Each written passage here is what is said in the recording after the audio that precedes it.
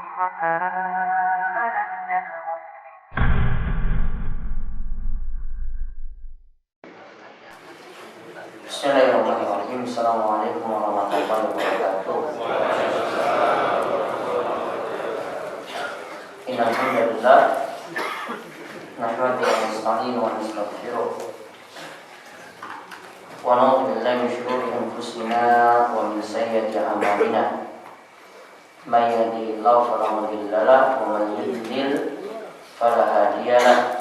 Wa asyhadu an la ilaha illallah wahdahu la syarika lahu wa asyhadu anna Muhammadan abduhu wa rasuluh.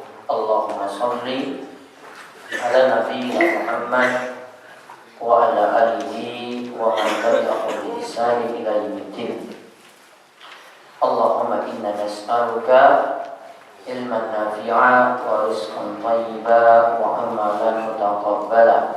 Allahumma qina bi halalika an haramik wa aghnina bi fadlika amman siwa. Allahumma inna na'udzubika min zawali ni'matik wa tahawuli afiyatik wa fujaati niqmatik wa jami'i sakhatik. Alhamdulillah, kita bersyukur kepada Allah Subhanahu wa taala di kesempatan kali ini kita kembali diberi kemudahan untuk duduk dalam majelis yang mulia ini untuk menggali ilmu-ilmu tentang tauhid. Kali ini kita masuk bab baru lagi. Nah, kita lihat judul bahasa Arabnya. Syekh Muhammad itu mengatakan maja'anal ghuluwa fi quburis sholihin yusayyiruha awsanan tu'bad min dunillah. Bentuk berlebihan pada kubur orang soleh itu menjadikan kubur itu sebagai ausan, sebagai berhala yang disembah selain Allah. Jadi kalau kita buat kubur tadi itu disakralkan, diagung-agungkan, dilebih-lebihkan, kubur tadi itu dapat disebut berhala. Dapat disebut ausanan yu'bad, dapat disebut berhala yang disembah. Dan ada istilah wasan, itu dalam istilah bahasa Arab itu artinya, kata Shalih Fauzan, beliau katakan wasanan itu artinya ma'bud alladzi la suratalah, yaitu wasan itu adalah sesembahan yang tidak memiliki bentuk seperti makhluk. Ada di situ kubur, ada di situ pohon-pohon, ada di situ tiang, ada di situ berupa tembok, ada di situ berupa batu. Jadi bukan seperti patung. Kalau patung itu kita sebut dengan berhala pada umumnya. Ya, istilahnya itu sonam. Kalau di sini kita sebut dengan wasan. Ya, kita sebut dengan wasan. Balik ke sana. Ya. Kita sebut dengan wasan. Wasan itu artinya sesuatu yang disembah selain Allah, namun tidak memiliki bentuk seperti patung. Jadi bentuknya seperti kuburan, ada petilasan-petilasan, ada gua-gua, ada batu-batu, ada pohon. Ada yang berupa tiang, ada yang berupa tembok, yang itu disakralkan, yang diagung-agungkan. Nah, maka kubur tadi jadinya wasan, sesuatu yang disembah selain Allah. Kubur tadi jadinya wasan, sesuatu yang disembah selain Allah, seperti itu. Nah, sekarang kita lihat bab 21 ini keterangan dari Syekh Muhammad bin Abdul Wahab dari dalil-dalil yang dibawakan. Baca dari sikap ekstrim. Sikap ekstrim terhadap kuburan orang soleh akan menjadikannya sebagai berhala yang disembah selain Allah. Imam Malik meriwayatkan dalam kitab Al-Muwatta bahwa Rasulullah Sallallahu Alaihi Wasallam bersabda, "Ya Allah, janganlah Engkau menjadikan kuburku sebagai berhala yang disembah. Alangkah murkanya Allah kepada orang yang menjadikan kubur-kubur orang soleh sebagai tempat ibadah." Lihat, doa dari Nabi SAW disebutkan dalam kitab Al-Muwatta.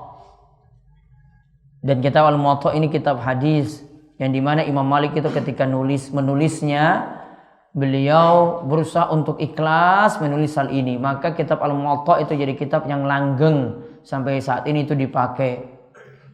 Imam Malik pernah ditegur oleh orang, wah Imam Malik, kenapa kamu menulis kitab Al-Muwatta? Padahal kitab seperti itu sudah ada sebelumnya. Sudah ada kitab-kitab semisal Al-Muwatta sebelumnya. Imam Malik katakan, maka nalillahi yabqa. Segala sesuatu yang ikhlas karena Allah, maka itu akan langgeng. Sesuatu yang ikhlas karena Allah, maka itu akan langgeng. Itu kata Imam Malik. Maka nalillahi yabqa. Sesuatu yang ikhlas karena Allah, maka itu akan langgeng. Maka jenengan bisa lihat orang-orang yang tidak ikhlas amalannya terputus cepat. Orang-orang yang tidak ikhlas mau beramal, mau berdakwah, amalannya terputus cepat. Dia berdakwah sebentar, dia ngaji sebentar, dia beramal ibadah sebentar, terputus dengan cepat. Karena apa? Tidak ikhlas. Ikhlas itu perlu dijaga. Dan akan membuat setan itu putus asa untuk ganggu kita. Beda dengan orang yang tidak ikhlas. Tidak ikhlas ingin cari dunia, ingin cari perempuan, ingin tujuannya cari harta karena ibadahnya tadi. Beda kalau ibadahnya itu ikhlas karena Allah Subhanahu wa taala. Ada yang ibadahnya karena perempuan enggak? Ada atau tidak? Kalau yang tadi malam disihir karena perempuan ada enggak? Ada. Sihirnya apa? Belet, bahasa Arabnya apa? Sihir mahabbah. Itu untuk menyatukan, jadi cinta. Kalau memisahkan apa? Sihir tafriq. Memisahkan suami istri. Ada yang seperti itu. Ada yang Ustadz Soleh dan timnya itu Ruqyah. Ada yang kasusnya baru-baru ini terjadi perceraian itu di TV. Artis itu cerai. Itu ada yang gara-gara sihir tafriq. Ya, itu sihir tafriq, memisah suami istri. Istrinya nggak sadar kalau itu dia disihir. Akhirnya diruqyah 3 hari. Ya, direhab 3 hari. Ternyata seperti itu. Akhirnya ya itu sebelum cerai itu, ini belum terjadi sebelum ini suaminya belum punya masalah di TV. Namun ketika setelah cerai akhirnya joget di TV. Nah, itu cerai dengan istrinya. Ya, itu gara-gara istrinya itu disihir dengan sihir apa? Tafriq. Hati-hati, jaga istrinya baik-baik. Ya, jajan ada yang nggak senang. Hati-hati dengan cinta lama bersemi kembali itu. Nah, itu bahaya. CLBK itu bahaya loh. Kalau dulu punya mantan-mantan terus nggak senang dengan jenengan saat ini, nah itu bisa terkena seperti itu. Makanya nggak usah ikut-ikut. Saya tuh paling nggak senang itu ikut namanya reunian tuh, nggak senang itu. Ya, nanti yang ada yang senang dengan saya, nanti cinta lama bersemi kembali lagi, masalah ini. Nah. Bukan saya jenengan juga maksudnya. Orang percaya tenan nanti lihat sendiri. Wah, ini kok jadi nikah karo iki kok malah jadi wong sukses ya. Ya oh nggak senang itu sudah. Main sihir-sihir, main santet-santet, main pelet-pelet kayak gitu. Ya, makanya yang dulu-dulu yang masa suram, masa jelek dulu nggak usah ungkit-ungkit lagi, nggak usah hubungan lagi, sudah INUN. Aku karo kowe rampung, wis rampung, nggak usah diungkit-ungkit lagi, selesai. Paham ya bapak ya? Walaupun wis tua loh, jenengan itu sih payu. Malah semangat, tambah semangat. Wah aku sih payu.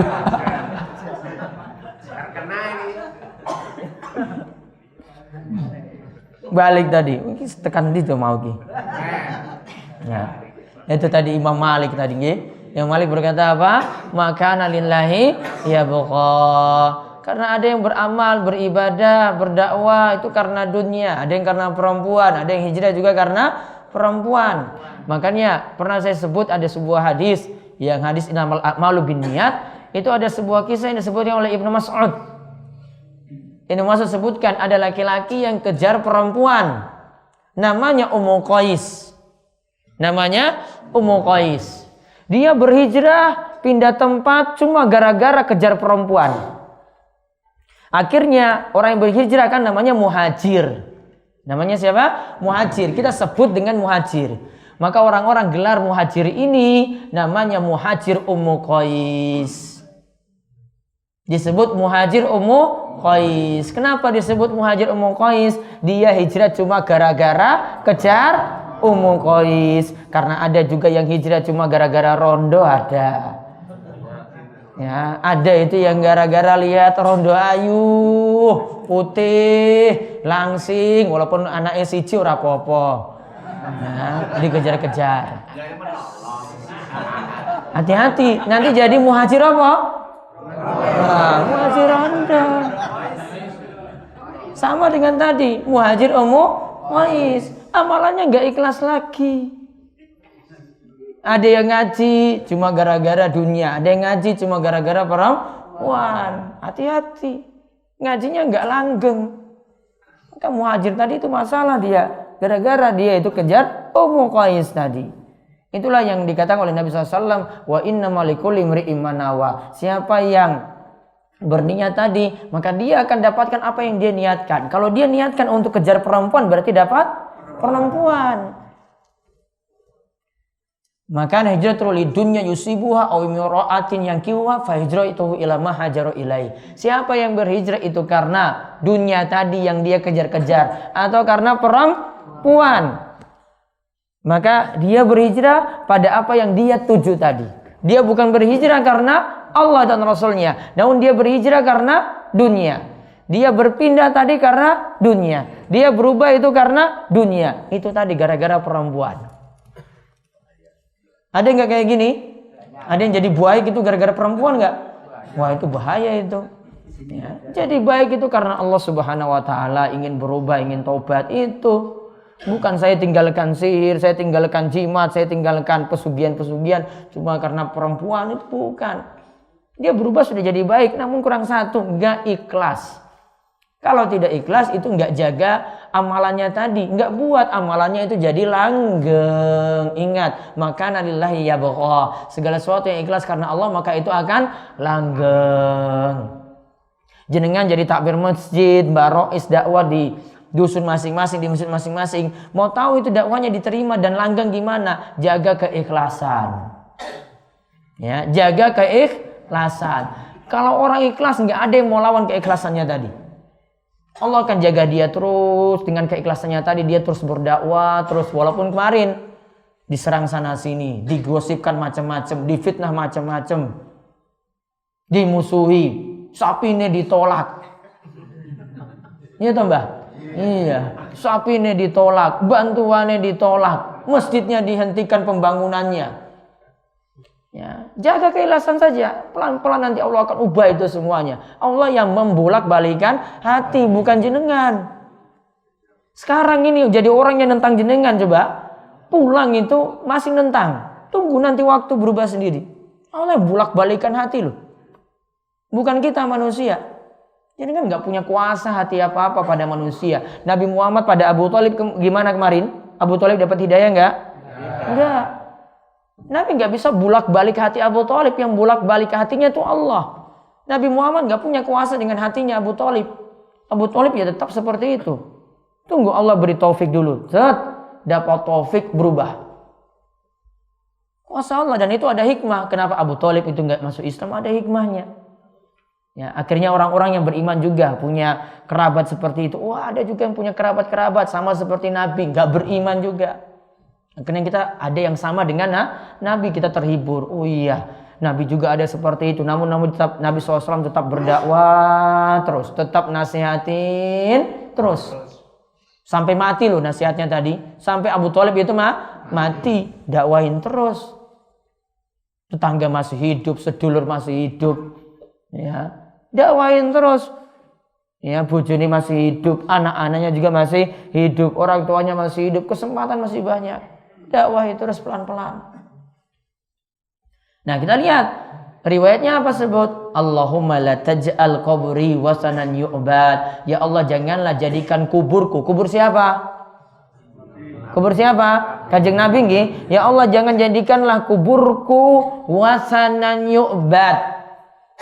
Jangan jadikan kuburku sebagai berhala yang disembah. Terjadi enggak kubur Nabi disembah enggak? Kubur Nabi disembah atau tidak? Kemarin kubur Nabi dalam rumah apa luar rumah?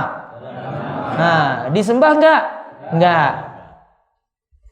Kubur Nabi itu enggak didatangi, disujudi di situ, enggak didatangi, dimintain doa di situ, minta doa ada. Namun di luar, bukan pas di kubur Nabi. Namun coba lihat kubur-kubur orang soleh sekarang coba. Ya, kubur orang soleh gimana sekarang? Disembah enggak? Disembah. Dilebih-lebihkan, diagungkan secara berlebihan. Hati-hati. Makanya kalau jadi orang yang penting, hati-hati, ingatkan kuburnya. Jangan punya hak itu beri wasiat yang baik, jangan beri wasiat yang jelek loh. Ya, karena ada yang beri wasiat yang jelek. Ketika meninggal, nggak perlu dipenuhi wasiatnya. Kemarin saya contohkan salah satunya apa? Kalau saya mati, tolong kuburkan saya di tanah wakaf yang sekarang jadi masjid. Boleh nggak gabung kubur dan masjid? Nggak boleh. Maka ini wasiat yang nggak boleh dipenuhin. Ini wasiat yang nggak boleh diturutin, ya. Karena masjid dan kubur nggak boleh jadi satu. Masjid sendiri, kubur sendiri. Maka kalau ada masjid, kuburnya dihilangkan. Kalau ada kubur, masjidnya dihilangkan. Cuma dua pilihan gitu. Kalau nggak usah sholat di situ. Kubur Nabi nggak jadi di luar. Tujuannya biar tidak disembah-sembah. Biar orang tidak datang sujud di situ. Biar orang tidak datang ke kubur Nabi, minta-minta dikubur, nangis-nangis dikubur. Enggak. Doa Nabi SAW terkabul. Kemudian ishtadda ghadabullahi ala qaumin ittakhadhu qubur anbiya'ihi masajid. Allah sangat-sangat murka. Allah benar-benar murka sekali. Pada siapa? Pada kaum yang menjadikan kubur Nabi mereka sebagai masjid. Kemarin sudah disebutkan oleh Syekh Muhammad bin Abdul Wahab, menjadikan kubur sebagai masjid maksudnya kubur itu dijadikan tempat ibadah. Menjadikan kubur sebagai masjid itu maksudnya menjadikan kubur tadi sebagai tempat ibadah.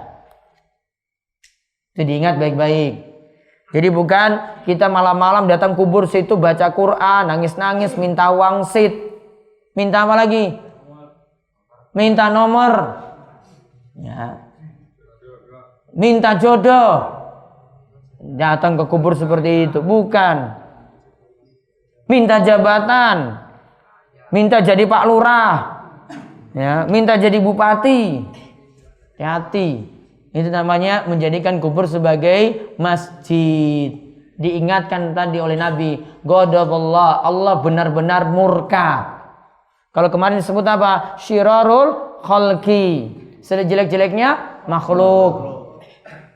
Nah, dibacakan lagi, diriwayatkan. Diriwayatkan oleh Ibnu Jarir dengan sanadnya dari Sufyan, dari Mansur, dari Mujahid tentang tafsir firman Allah Ta'ala. Terangkanlah kepadaku wahai musyrikin tentang berhala yang kalian anggap sebagai anak perempuan Allah, yaitu Al-Lata dan Al-Uzza. Mujahid mengatakan bahwa Al-Lata adalah orang yang dulunya mengaduk tepung untuk para jamaah haji. Setelah meninggal, orang-orang pun lantas bersemedi di kuburnya. Ya, bersemedi di kuburnya tadi, topo di kuburnya, minta wangsit di kuburnya. Sesembahannya namanya apa tadi? Lata. Afara'aitumul Lata wal Uzza. Ingat Lata, Uzza, Manat, semua itu asalnya dari Asmaul Husna. Lata, Uzza, Manat itu semua asalnya dari Asmaul Husna. Lata itu dari Al-Ilah, sesembahan artinya. Uzza itu dari Al-Aziz, Maha Perkasa. Manat itu dari Al-Mannan, Maha Pemberi. Maka orang-orang musyrik namakan sesembahan mereka pakai nama Allah. Untuk ngelabui orang loh ini. Sama seperti kita sering ubah-ubah nama, padahal hakikatnya juga tetap sama, haram. Ya, ubah-ubah nama. Ya, contoh ubahnya apa? Kullu qardin jarra manfaatan fahuwa riba. Setiap utang piutang yang di situ ada keuntungan maka itu adalah riba. Dijadikan bagi hasil. Namanya diubah jadi bagi hasil. Hakikatnya sama enggak? Sama, sama-sama riba. Enggak usah ubah-ubah nama. Kita itu belajar itu hakikatnya itu kayak apa? Orang mau ubah-ubah gampang. Jadi bunga, jadi bagi hasil, jadi macam-macam. Atau jadi SHU, sisa hasil usaha. Kalau sisa hasil usahanya itu berupa riba, berarti apa? Rombongan atau satu kelompok itu makan riba semuanya. Ya, semuanya makan riba. Jadi asalnya atau kita sebut bagusnya itu sisa bagi riba, SBR. Itu mau jujur kayak gitu. Wani apa ora? Nah, tulis itu sisa bagi riba didum iki. Nah, iki. Harusnya gitu, tegas. Gak mau kan diubah namanya SHU, namanya lagi apa? Bunga. Namanya lagi apa? Hah? Apa, Pak? Ujroh. Nah, sama saja ubah-ubah nama. Sama saja hakikatnya apa? SBR. Homer. Wah, minuman penyegar ini biar badan itu hangat. Ya, boleh nggak ubah? Padahal mabuk, sama-sama mabuk. Ya, namun menyegarkan loh ini. Tetap haram nggak? Haram. Atau suplemen tadi haram juga kalau itu memabukkan. Kullu muskirin khamrun wa kullu muskirin haram. Segala sesuatu yang memabukkan itu disebut khamar. Segala sesuatu yang memabukkan itu haram. Gak usah ubah-ubah nama, hakikatnya sama. Sama di sini Lata dan Uzza. Hakikatnya apa? Berhala yang disembah. Dibuat-buat sama orang musyrik, sudahlah kasih nama Lata saja. Terus kasih nama perempuan gimana? Karena orang-orang musyrik itu nggak senang anak perempuan. Kalau anak perempuan itu lahir dikubur hidup-hidup. Orang musyrik dulu di masa Nabi SAW, kalau lahir anak perempuan mereka kubur hidup-hidup. Alasannya nggak senang dengan anak perempuan. Anak perempuan bisa apa? Nggak hasilkan nasab. Kalau orang Arab itu laki-laki yang penting karena nasab laki-laki. Kalau anak perempuan itu hidup, akhirnya hidup tidak dapat waris, diperlakukan tidak adil. Anak perempuan kalau gitu di masa jahiliyah, Islam datang, agungkan perempuan, diberi jatah waris. Orang-orang liberal itu dikira kita itu nggak agungkan perempuan. Sama wanita-wanita feminis itu kita dikira kita nggak agungkan perempuan, kita tempatkan perempuan pada tempatnya. Bukan zolimi wanita. Wanita dapat hak waris nggak? Dapat. Jika suaminya meninggalkan seorang istri, berapa jatah warisnya? Berapa jatah warisnya? Nggak punya anak? 1/4. Kalau punya anak 1/8. Ini dipelajari toh Bapak-bapak. Itu jenengan masalah terus toh di masyarakat, masalah waris toh. Iya. Oh, kapan-kapan nih bahas waris nggih. Namun nanti dites matematikanya dulu lulus apa ora. Engko siji dikurangi separuh orang ngerti hasilnya piro. Siji dikurangi 1/4 piro. Ini ora paham ya nggak bisa. Kalau enggak ya jenengan belajar dulu di SD, kembali lagi ke SD, terus ikut ini masalah waris. Ini soalnya enggak harus hitung-hitung ini. Ora iso hitung ya ora iso. Judek jenengan ini memakai kalkulator ora payu kalkulator iki. Dileske wae. Ada guru-guru SD gini loh, diulang pecahan-pecahan, siji kurang 1/4 piro. Kurang 1/8 piro. Ini pecahan-pecahan ini. Nyamakan penyebut bagaimana? Itu penting. Orang lulus ya berarti orang situ takmir. Itu ada aturannya. Nah tadi Lata dan Uzza itu asalnya siapa? itu dari nama Allah dijadikan nama berhala, pakai dimuannaskan, nah istilah bahasa Arabnya, dijadikan nama perempuan karena orang Arab nggak suka perempuan. Maka Allah dijadikan maka sembahan mereka dijadikan perempuan. Kalau mereka pingin laki-laki, orang musyrik nggak adil. Bagi Allah mereka sandarkan perempuan, padahal mereka nggak senang perempuan. Bagi mereka yang laki-laki. Nggak adilnya orang musyrik di situ. Islam datang itu bawa rahmatan lil alamin. Namun bukan berarti kalau rahmatan lil alamin segalanya itu diterima. Tradisi-tradisi diterima, enggak. Ada aturannya, yang syirik ditinggalkan. Enggak semuanya diterima. Islam memang rahmatan lil alamin. Namun rahmatan lil alamin bukan semuanya itu diterima. Ajaran-ajaran jahiliyah semuanya diterima, enggak. Dulu ada syariat akikoh. Akikoh masih berlaku. Namun punya aturan dari Nabi SAW. Syariat-syariat yang lainnya enggak berlaku lagi, ditinggalkan. Nabi SAW enggak pakai semuanya. Ada yang dipakai, ada yang beliau teruskan ada. Seperti puasa Asyura itu Nabi SAW itu teruskan dari yang sebelumnya. Namun beliau tambah. Puasa bukan hanya 10 Muharram. Namun tambah dengan tanggal 9. Nah sebentar lagi masuk bulan Suro. Jadi puasanya 2 hari. Bukan hanya tanggal 10. Namun 9 dan 10. Tanggal 21 September itu tanggal 1 Hijriah. Tinggal hitung 10 harinya kapan. Puasa 2 hari. 9, 10. Ya. Maka orang-orang musyrik tadi punya sembahan, dihiasi namanya dengan nama-nama yang bagus. Pakai nama apa? Lata, Uzza. Akhirnya orang-orang tertipu, sudah dijadikan Lata, Uzza sebagai sembahan. Siapa Lata dan Uzza? Lata, Uzza itu orang soleh. Namun nanti ada yang bentuknya itu dijadikan, bentuknya itu kubur, bentuknya ada jadi batu, ada yang bentuknya itu pohon. Maksudnya berhala-berhalanya tadi, ada yang bentuknya kubur, ada yang bentuknya batu, ada yang bentuknya pohon. Zaman ini ada nggak yang bentuknya seperti itu? Ada. Berarti mewariskan dari tradisinya orang musyrik. Nah di sini Lata disebut apa? Lata itu orang yang dulunya mengaduk tepung bagi-bagi untuk jamaah haji. Berarti dulu kebiasaan orang Arab itu biasanya melayani jamaah haji. Namun sayang mereka musyrik.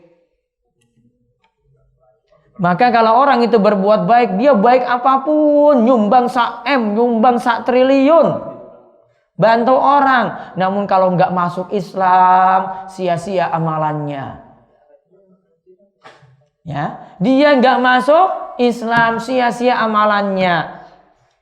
Orang musyrik itu mengagungkan ini, Lata ini. Mereka juga sama. Mereka bantu jamaah haji. Namun sayangnya mereka musyrik. Orang musyrik amalannya tidak diterima. Walaupun itu amal sosialnya sangat-sangat besar. Walaupun dia itu bantu masjid. Walaupun dia nyumbang untuk orang miskin. Walaupun dia itu bantu orang-orang yang susah. Gak diterima.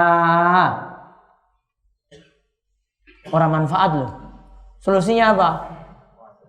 Masuk Islam. Makanya kemarin pertanyaan, Ustaz ini 1/7 ini kami baru dapat 6/7. 1/7-nya itu ada non muslim ingin ikut, diterima enggak?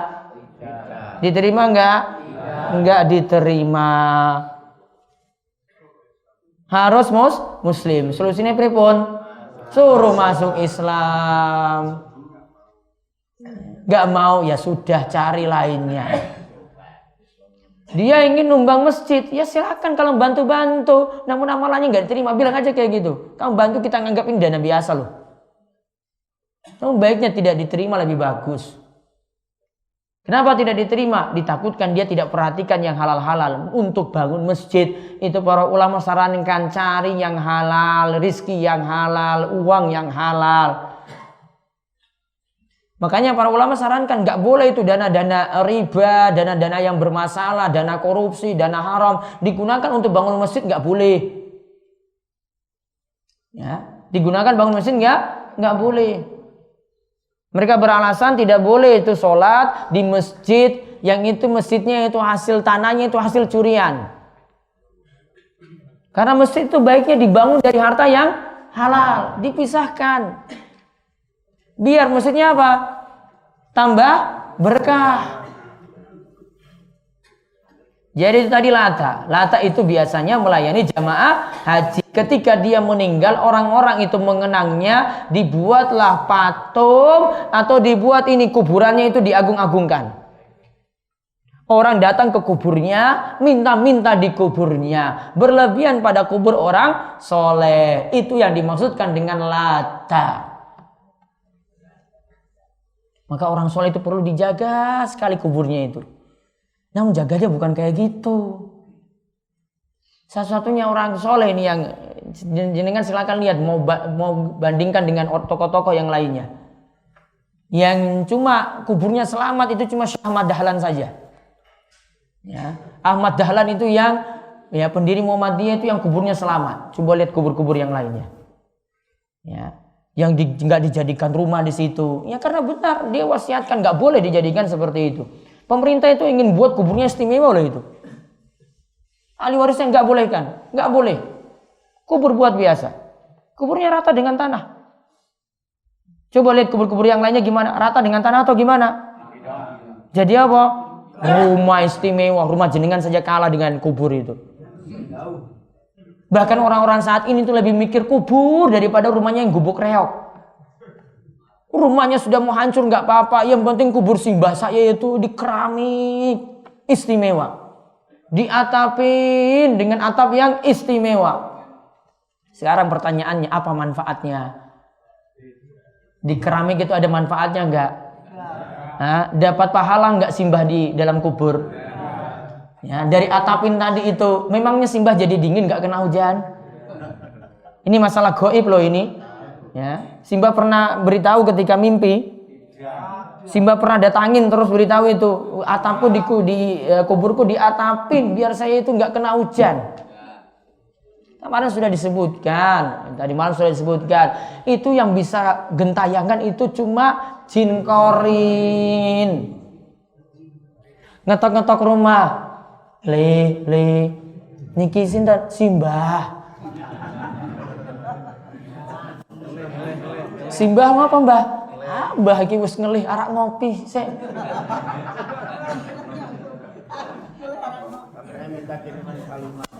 Amin, tak kirim apa? Coba. Siapa yang tadi datang? Siapa? Jin korin. Iki wah dipercaya loh. Digaweke wedang, digaweke ini, aduh, dia butuh apa? Dia butuh amalan jenengan, bukan butuh seperti itu, bukan butuh keramik, bukan butuh atap. Kadang ini kalau saya datang ke kubur itu ada apa istilahnya wadah cilik gitu apa, terus layar isinya apa? Rokok. Ya, emang apa manfaatnya simbah rokok di situ? Nah, iya. Yang butuh itu amal soleh anak-anaknya loh, putu-putunya loh, kirim itu kepada simbah, dongake terus simbah tadi. Ini putunya nggak sholat, simbahnya yo nangis terus dalam kubur, anaknya juga sama, nggak bisa ngaji, nggak bisa sholat, harap-harap orang lain. Emangnya jenengan itu tahu orang lain itu ikhlas apa enggak? Bisa jamin? Jangan-jangan dia seperti Muhajir Ummu Qais tadi. Datang kirim-kirim doa tadi seperti Muhajir Ummu Qais. Ya, jadi Muhajir apa berarti? Berkat. Nah. Kalau singgung kayak begini pokoknya nggak bisa bangkit-bangkit ya. Dan sadar itu. Masa seperti itu yang diharap? Jenengan harap orang lain sudah nggak ikhlas loh ini ya. Terus mengharap dia kirim pahala, padahal syarat diterimanya amalan apa? Ikhlas tadi. Iki wis ora ikhlas, mau harap dia itu kirim kepada simbah. Anak putune itu yang lebih manfaat, gak mungkin gak ikhlas. Wong dia harap terus kok, wah ini biar simbah saya itu selamat tuh gimana? Wah didongake terus mbak, biar selamat dalam kubur. Orang lain gimana coba? Jadi kan jamin ikhlasnya? Bisa jamin ikhlasnya? Nggak bisa, ikhlas tuh nggak bisa dibeli loh ikhlas itu. Ikhlas tuh dari batin, nggak bisa dibeli, jadi nggak bisa beli seperti itu. Kesadaran sendiri. Maka nggak bisa harap-harap seperti tadi. Maka saya sarankan kalau orang tanya kayak begini, suruh anaknya sholat, suruh putune sholat, itu baru jadi selamat simbah. Nggak usah harap dengan keramik tadi, nggak usah harap dengan atapin tadi, layah tadi isi rokok, isi duitnya untuk apa? Belanja. Rokok entek tumbas rokok meneh. Saya datangin lihat ini apa-apaan ini rokok di sini. Ya Allah, dulu simbah ini mau senangnya udut, ini paling dikenai rokok terus. Sudah ngerti kok itu vitamin jin kok. Iya toh? Bukan disebut apa? Vitaminnya jin. Ustadznya sudah kasih tahu doanya kemarin kok malah nggak diaminkan.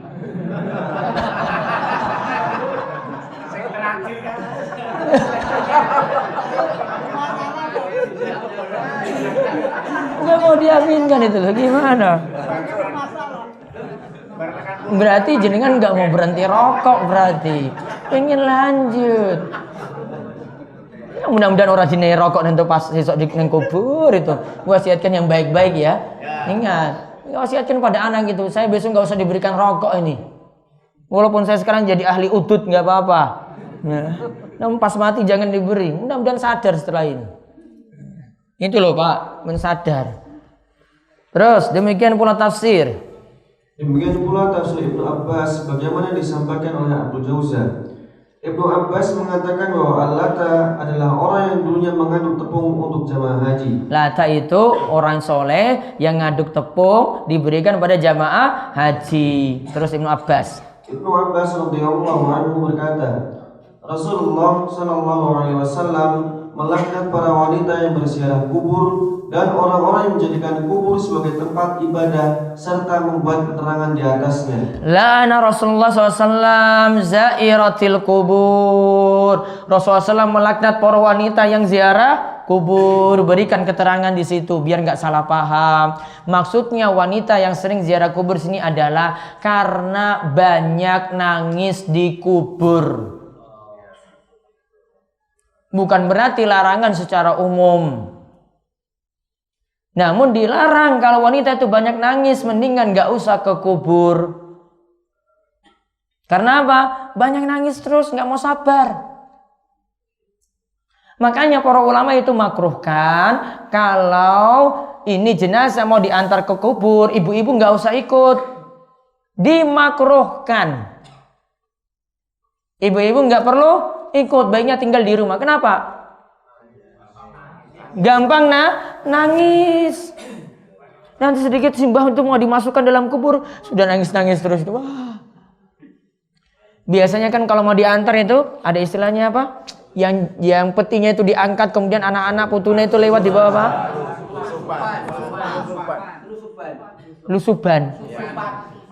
Susupan. Apa tujuannya itu? Terus apa itu tujuannya? Apa Pak Artija? Supaya lupa, tidak ingat pada wajahnya meninggal. Supaya tidak ingat lagi. Ya. Gak perlu. Kalau saya mau bilang haram nanti kasihan. Gak perlu. Ya. Biasa saja mau diantar aja. Ya. Kadang kan ada gitu kan? Iya. Itu saja sudah pada nangis loh pas lewat di bawahnya tadi. Ya. Itu pada nangis itu yang kalau sing wedo-wedo itu pada nangis baru lewat gini aja. Ini belum sampai dikubur loh, belum dimasukkan dalam kubur. Ya. Makanya tadi untuk bawa jenazah ke kubur baiknya ibu-ibu enggak ikut. Namun kalau ikut tidak sampai berdosa. Namun makruh karena tadi disebabkan gampang nangis. Di sini juga sampai dilaknat, hati-hati wanita yang ziarah kubur tadi karena gampang nangis. Pernah Nabi SAW itu tegur seorang wanita yang dikubur, dia nangis-nangis di kubur anaknya. Rasul lewat, kemudian Rasul itu katakan, nggak usah nangis di situ, sabar. Dia nggak tahu di belakang itu Rasul yang nasihatin. Dia bilang, kamu pergi dari sini. Dia marah pada Rasul, namun nggak tahu itu Rasul yang nasihatin dia. Dia nangis terus di kubur. Kemudian orang-orang beritahu, itu yang kamu tadi marahin itu Kanjeng Rasul loh. Langsung datangi Kanjeng Nabi. Mohon maaf Nabi, saya nggak tahu itu kalau jenengan yang nasihati saya tadi. Terus ketika itu Rasulullah SAW itu katakan, ya, innamas sabru indas sadamatil ula. Ya, namanya sabar itu ketika dapat musibah pertama kali. Bukannya sabar gelas-gelas wes hancur, kocok remuk, ya perabotan remuk semuanya, baru terakhir ngomong sabar. Bukan, innamas sabru indas sadamatil ula. Sabar itu ketika dapat musibah pertama kali. Bukan pas lagi ini langsung ngomong sama bojone, tak pegat kowe. Terus ngomong terakhir, maaf tadi itu saya itu lagi marah. Saiki aku wis sabar. Padahal wis dipegat. Jatuh enggak? Jatuh. Talak 1. Jangan main-main dengan kata pegat itu. Bisa.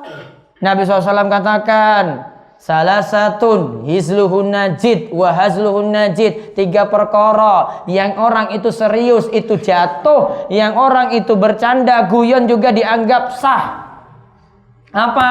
Nikah, rujuk, talak. Nikah, talak, rujuk.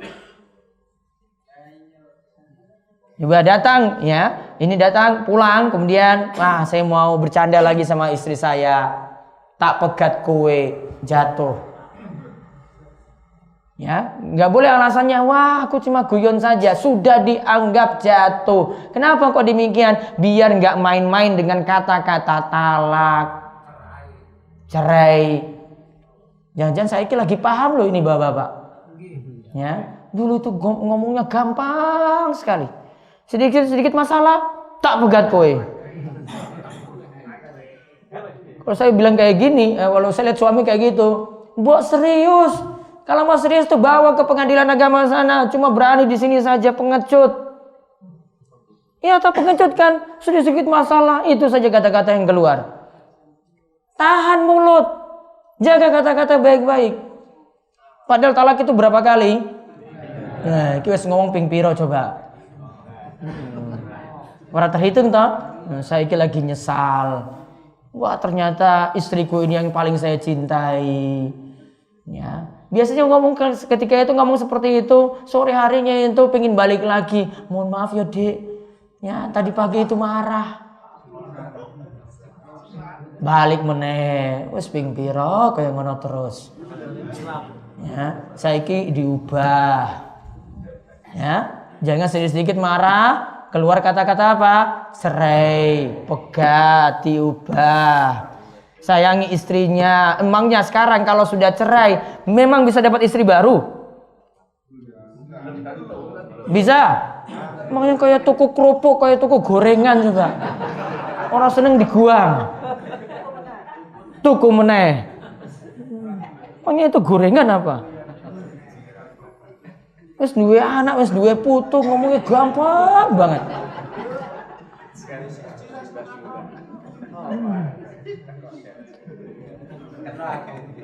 Kena, alhamdulillah jadi sadar. Kena. Saya kasihan tuh sama istri itu. Karena istri itu pada komentar itu kayak gitu. Kasus tadi itu saya dapat dari istri-istri. Suami saya tuh marah-marah terus ngomong kayak gini, Ustaz gimana? Bilang suami ojo pengecut, datang ke pengadilan agama, jangan cuma ngomong saja.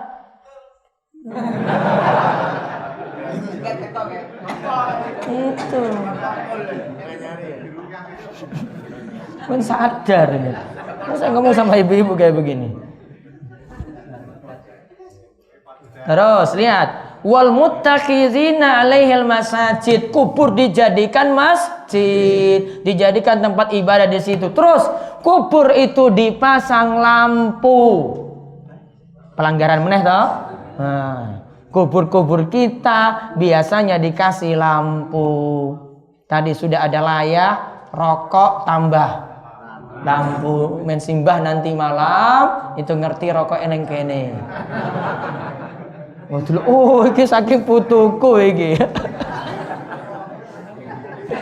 Sekarang apa manfaatnya coba penerangan tadi coba? Apa manfaatnya? Hah? Manfaatnya apa? Biar simbah nanti malam baca koran, baca buku gitu. Logika sudah nggak masuk lagi sekarang. Ya. Logika sudah nggak masuk toh Pak. Ini sudah alam berbeda loh. Dia nggak mungkin jalan-jalan keluar dari kubur. Masa malaikat lepaskan dia keluar dari kubur coba? Ustadz tadi malam ngomong gitu kan. Masa malaikat lepaskan dia? Dia kalau dapat siksa masa dia pergi dari kubur? Enak banget. Ya, dilepas dari kubur. Wah, malaikat kecolongan, ada yang kabur dari kubur. Kalau penjara di dunia mungkin berita ada yang keluar dari penjara, kabur dari penjara. Mungkin saja dikubur mau kayak gitu coba. Kalau dia dapat nikmat, ngapain lagi kembali ke rumah? Wong dia sudah senang dikubur kok. Ya. Balik ke rumah ke kan utang. Ya itu tadi. Tagihan sana sini. Ya, ini sudah dapat kesenangan dalam kubur loh ini. Ada dua loh pilihan, dapat nikmat, dapat siksa. Sekarang kalau dapat siksa, emangnya bisa kabur dari situ? Terus gentayangan, tadi ngetok pintu, ngopi seegi. Iya nah. Apa tadi rokoknya entek coba, rokok. Saya tuh malah jadi ini kayak gini nih. Ini nggak bisa pakai logika kayak gini. Dapat nikmat, gak mungkin lagi keluar dari situ coba. Wah senang dalam kubur, alhamdulillah dapat nikmat. Kuburnya dilapangkan lebih daripada rumahnya yang ada di dunia. Sudah nikmat sekali di situ. Ya rumahnya di dunia cuma 2 kali 2 meter. Kuburnya masya Allah dilapangkan. Mau balik seperti itu? Gak mau balik. Wes nikmat. Gak bisa pakai logika untuk masalah ini. Maka Rasulullah larang. Di antaranya juga kenapa lampu ini dilarang? Biar nggak perlu berlebihan pada kubur. Kalau ini orang biasa sudah seperti itu, apalagi tiang soleh. Ya, apalagi tiang soleh. Nah, terus baca kandungan bab. Kandungan bab. Yang pertama, pengertian berhala. Pengertian berhala. Berhala tadi apa? Wasan itu tadi apa? Segala sesuatu yang disembah dan itu enggak memiliki bentuk. Ada kubur. Ada apa lagi? Pohon. Ada batu. Ya, petilasan-petilasan, gua. Masuk. Terus. Yang kedua, pengertian ibadah. Ibadah itu pokoknya kalau di situ kubur tadi dijadikan ibadah-ibadah, maka sama saja menjadikan kubur tadi sebagai masjid. Terus 3. Yang ketiga, tidaklah Rasulullah SAW berdoa memohon perlindungan kepada Allah kecuali dari sesuatu yang dikhawatirkan akan terjadi. Karena beliau khawatir kubur beliau itu disembah, maka beliau berdoa terlebih dahulu, ya Allah, jangan jadikan kuburku itu sebagai wasanan yu'bad, sebagai berhala yang diibadai. Nabi tahu nanti umatnya seperti itu. Buktinya apa? Lihat aja orang-orang yang dibawa Nabi seperti para kiai, para ustadz, kuburnya jadi apa sekarang? Ya, disembah-sembah. Maka kalau khawatir kuburnya dijadikan seperti itu, orang-orang soleh itu baiknya berdoa pada Allah, ya Allah, Allahumma la taj'al qabri wasanan yu'bad. Hafal doa ini. Biar kubur jenengan enggak disembah-sembah. Atau lebih daripada itu lagi, dilebih-lebihkan tadi, anak enggak ngerti, anak enggak paham, di semen, di keramik. Biar jadi paham. Selain nasihati, doakan juga seperti itu. Terus yang keempat, dalam doa tersebut Rasulullah SAW juga menyebutkan bahwa Allah murka terhadap orang yang menjadikan kuburan para nabi sebagai tempat ibadah. Dalam doa tersebut Rasulullah SAW juga menyebutkan bahwa Allah murka, ingat, sangat-sangat murka, sangat-sangat marah bagi yang menjadikan kubur itu sebagai tempat ibadah. Terus 5. Disebutkan bahwa Allah sangat murka kepada orang yang menjadikan kubur sebagai tempat ibadah. 6. Perkara yang sangat urgent di sini adalah mengetahui sejarah terjadinya penyembahan kepada Al-Lata, berhala yang paling besar. Sebenarnya penjelasan ini saudara di kitab-kitab tafsir. Orang yang jadi ahli kubur, yang agungkan kubur, wes moco kitab tafsir. Kemarin sudah dijelaskan oleh Syekh Muhammad kemarin. Namun mereka seakan-akan tutupi seperti ini. Hati-hati. Sudah baca kitab tafsir, sudah paham, sudah sering baca Al-Quran. Namun kok masih agungkan kubur orang soleh. Nanti jadinya seperti orang Yahudi. Orang Yahudi itu apa? Kemarin? Pinter namun apa? Ngelan. Sudah paham ilmu, gak mau diamalkan ilmunya. Kemarin sudah jelas Syekh Muhammad bin Wahab, mereka sudah paham ini, sudah paham, sudah mau kitab tafsir. Namun ini sudah masalahnya mentradisi, sudah gak mau diubah. Kubur orang solehnya diagungkan terus. Sudah dijelaskan oleh Syekh Muhammad kemarin. Maka hati-hati, kita sudah paham ilmu, hati-hati seperti itu. Kubur orang soleh terutama jangan sampai diagung-agungkan. Ya, terus 7. Mengetahui bahwa berhala Al-Lata itu asal mulanya dari kubur orang soleh. Nah, Lata tadi siapa sebelumnya? Hah? Itu orang yang biasa melayani jamaah haji, ya, biasa ngaduk tepung. Dia buat baik, dikenanglah orang-orang datang ke kuburnya, ya, minta sesuatu di kuburnya. Terus, nama Al-Lata adalah nama penghuni kubur tersebut. Dalam bab ini juga disebutkan pengertian dari nama tersebut. Nah, Lata itu sekarang jadi kuburan. Baik, terus. Rasulullah SAW melaknat para wanita yang berziarah kubur. Tadi yang bagaimana yang dilaknat wanita yang berziarah kubur? Kalau yang gampang nangis. Karena ini dikompromikan dengan dalil yang lainnya. Adapun saat ini kalau wanita ziarah kubur masih boleh. Ini termasuk dalam sabda Nabi SAW, zurul kubura fa innaha tuzakkirukumul akhirah. Lakukanlah ziarah kubur, karena ziarah kubur lebih mengingatkan pada akhirat. Ziarah kubur lebih ingatkan pada akhirat. Siapa yang sini yang ziarah? Laki-laki, perempuan, umum. Terus, Rasulullah SAW juga melaknat orang yang memberikan penerangan di atas kubur. nah, itu malah kena laknat itu. Laknat itu jauh saking rahmat Allah. Ya, paham ya? Baik. Ini ilmu yang berharga bagi panjenengan semuanya. Sekarang tugasnya tinggal milih dakwahin itu bagaimana. Pelan-pelan. Harus tahu kesadaran masyarakat itu masih kurang. Ya, perlu ngatur strategi untuk menerapkan kayak gini. Kalau saya dengan jenengan cuma langsung aja, saya nggak main mikir ini. Namun ketika saya bawa ini ke tengah jamaah jenengan, saya akan bawa dengan pembawaan yang berbeda.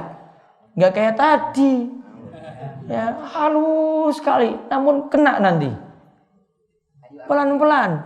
Ya, maka jenengan juga dakwain seperti itu. Mungkin yang ini saya belum sampaikan ini. Ya, paham ini ya? Ya, ini banyak tokoh-tokoh nih yang hadir ini.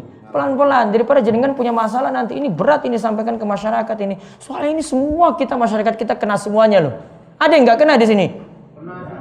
Kena semua. Ya, ngalah dulu, ngatur strategi. Jenengan defense saja, bertahan saja. Nah, saya bertahan ini, bertahan. Tunggu nanti masanya nyerang nanti. Ya, dia biar nyerang aja terus, nyerang. Saya atur strategi ini, bertahan. Ya, kalau pemain bola itu saya buang bola saja, buang bola, datang lagi, buang lagi. Tunggu waktunya nanti saya nyerang. Nyerangnya dia bangun pelan-pelan terus sampai ke depan, nanti baru ngegolin itu pas. Ketika ngegol itu alhamdulillah dari kesabaran yang begitu lama. Berapa lama? Hah? Sampai mati sabarnya. Nah, mau bagaimana lagi coba? Yang penting kan kita sudah berusaha. Siapa yang didakwai lebih dahulu? Diri sendiri, terus istri, anak-anak. Satu rumah dulu ini. Coba lihat dakwah Nabi SAW dulu. Emangnya dakwah langsung keluar? Dalam rumah dulu. Orang-orang terdekatnya dulu. Kerabat-kerabatnya dulu. Orang-orang Quraisy dulu. Diterima lainnya dulu. Ini pun keluarganya ada yang gak terima.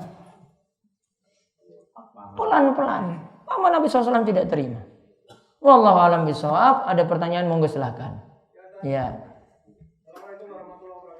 Waalaikumsalam warahmatullahi wabarakatuh. Berkaitan dengan Rasulullah Ya, salam. melaknat memberikan penerangan yang nah, di zaman sekarang ini saya sering melihat kuburan itu ada pintu masuk kubur itu gapura, kemudian di gapura itu dipasang lampu masuk kuburan ini. Iya. Ini bagaimana hukumnya mengenai hal ini? Terima kasih. Baik, itu tidak seperti naruh lampu di atas kuburnya langsung. Kalau ini yang dimaksud, naruh lampu di atas kuburnya langsung. Iya. Boleh seperti itu. Termasuk penerangan jalan di pinggir-pinggirnya gitu. Yang penting nggak di atas kuburnya langsung. Terus.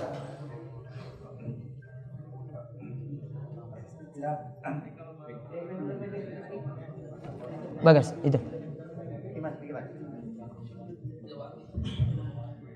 Langsung saja. Banyak menemui masjid satu lokasi dengan makam. Biasanya di pemukiman padat penduduk. Bagaimana hukum sholat di masjid tersebut? Di masjid, Di masjidnya satu lokasi dengan makam. satu lokasi itu bagaimana? Satu pagar atau beda? Ya, satu petak itu, terus sebelah baratnya makam, sebelah timurnya masjid. Makamnya berapa sih itu? Banyak. Banyak. Kayaknya pemakaman itu. Ya, pemakaman. Kayaknya terpisah.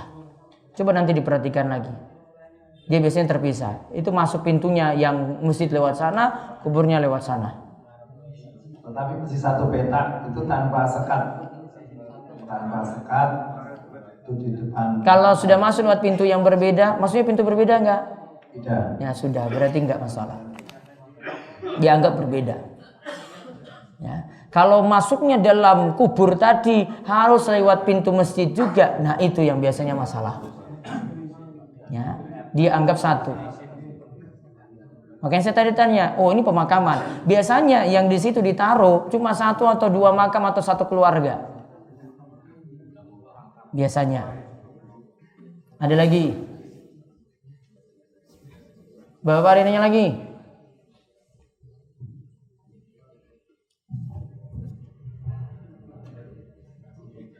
Terima kasih.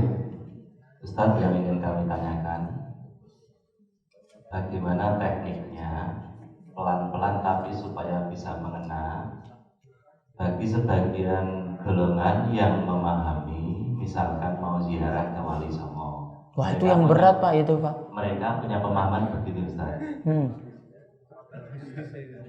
Kami ziarah kubur ke sana satu berdasarkan hadis saya ingin mengingat kematian. Ya. Mereka ada yang memahami begitu. Kemudian yang kedua, setelah kami sampai di sana, kami langsung berdoa kepada Allah. Semoga wali ini diberikan nikmat kubur, diampuni dosa-dosanya. Setelah itu hajat kita berdoa kepada Allah. Nah itu kira-kira tekniknya untuk memberikan pemahaman yang sedikit-sedikit supaya bisa mengena dan tidak menyakitkan hati. Itu arah pertamanya kira-kira bagaimana dulu? Yang pertama, lihat kondisi orang dulu. Kalau dia itu orangnya itu suka ngelawan, ya, suka debat, mendingan gak usah dilayani. Dia kita kalau ladenin juga gak akan pernah mau nerima. Jadi kan ngomong apapun, pakai dalil apapun gak akan nerima. Ya, beda kalau dia sudah sadar-sadar sedikit. Oh, ini sudah ngerti ini ngaji ini kayaknya yang benar ini. Nah, ketika itu jenengan dia sudah senang, nah baru sampaikan itu enak. Ya, maka bangun pemikiran seperti ini kepada dia. Kita cuma nanti menghadapkan dia pada sesuatu yang berbeda dan nanti pasti akan dia tentang terus. Pikirannya seperti itu. Dan bahkan ada yang sudah diatur untuk debat nanti pendapat jenengan kalau jenengan bantah juga. Yang pertama tadi, sekarang mengingat kematian. Emangnya nggak ada kuburan di Bantul? Di padukuhannya sendiri, di desanya sendiri, bisa nggak? Bisa. Kenapa harus ke kubur wali? Satu, terbantah kan? Yang kedua, apa tadi alasannya? Biar nanti datang ke kubur wali, kita doakan wali, biar nanti walinya itu dapat keselamatan, terus kita penuhi hajat-hajat kita. Nah, itu sama kemarin apa? Berdoa di kubur walaupun doanya untuk Allah, namun nganggapnya di kubur lebih afdal. Terlarang nggak? Masuk syirik atau tidak? Masuk syirik nggak? Belum masuk syirik, namun apa? Perantara menuju syirik. Dan orang seperti ini akan punya kecenderungan kalau dia bolehin yang ini, syiriknya pasti jalan. Kalau nggak percaya, nanti silakan telusuri lagi. Dia punya amalan-amalan syirik banyak. Ya, karena dia sudah buka satu pintu. Ya, dia buka satu pintu dan nanti akan bolehkan yang lainnya. Ya, sama seperti ketika kita bahas masalah perzinahan, coba buka satu pintu saja dari macam-macam pintu yang ada untuk masuk selingkuh. Ya, saya buka SMS dulu. Nah, tak hubungi ini. Yuk janjian di mana? Coba satu pintu dibuka coba. Dikirim pulsa. Ya. Nah, dikirim pulsa. Rondo, Pak.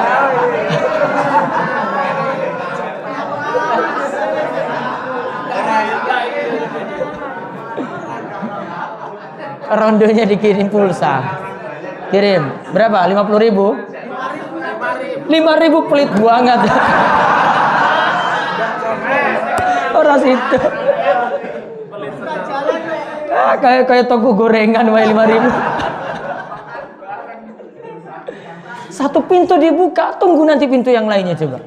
Ini dibuka tadi, itu dibuka, set. Tunggu pintu yang lainnya akan terbuka sampai terjadi yang haram. Sama syirik juga seperti itu.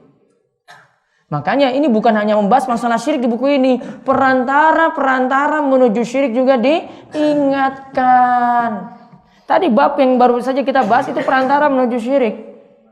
Biar orang tidak berlebihan pada kubur orang soleh. Karena ini awalnya dari sini sudah berlebihan. Tadi bentuk berlebihannya datang ke kuburnya tadi dengan alasan tujuannya untuk ingat akhirat. Padahal bisa lakukan di kubur yang lain. Gitu. Jadi ingat kondisi orang itu aja. Perhatikan kondisinya baik-baik. Dia kalau dengan pengajian kita dia sudah antipati. Wah, ini sudah belum.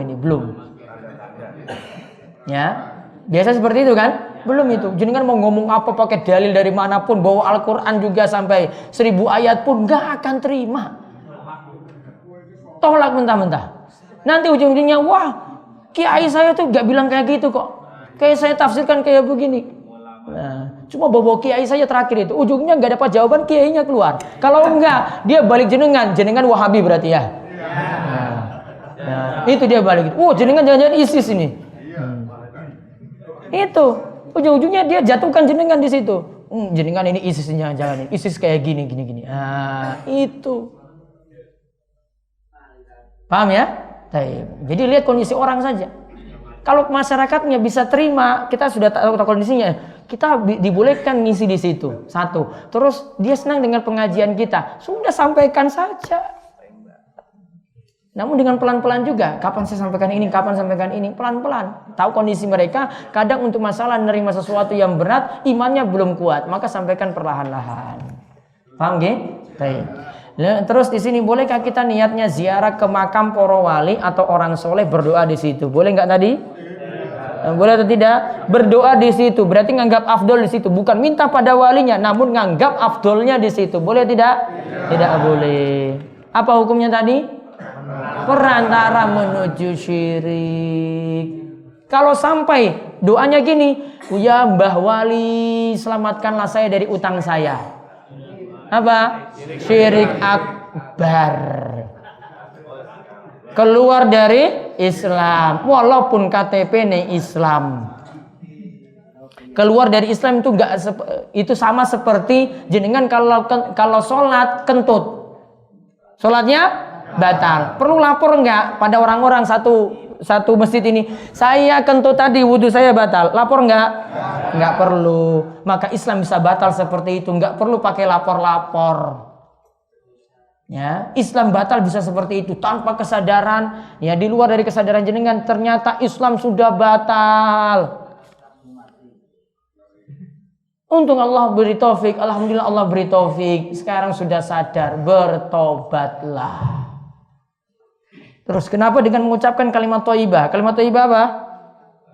La ilaha illallah. Namun kok jin bisa masuk? Karena masalahnya dia lakukan bid'ah. Setan itu senang dengan amalan bid'ah. Kok bisa? Coba tadi la ilaha illallah jadi apa kemarin? Ilahu. La ilaha illallah. La ilaha illallah. Karena dia target dapat 1000, capek. Kalimatnya akan berubah nanti. Ilahu, ilahu, ilahu. Hu, hu, hu, hu. Masuknya jin, ilahu. Bisa.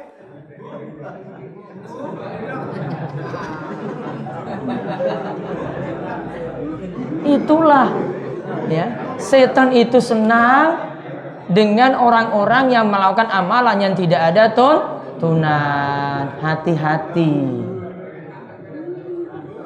Jangan-jangan jenengan seperti itu tadi, masih ada jin ilahu dalam tubuh itu. Mangke didiagnosa biar keluar men metu itu setannya tadi. Sampun nggih?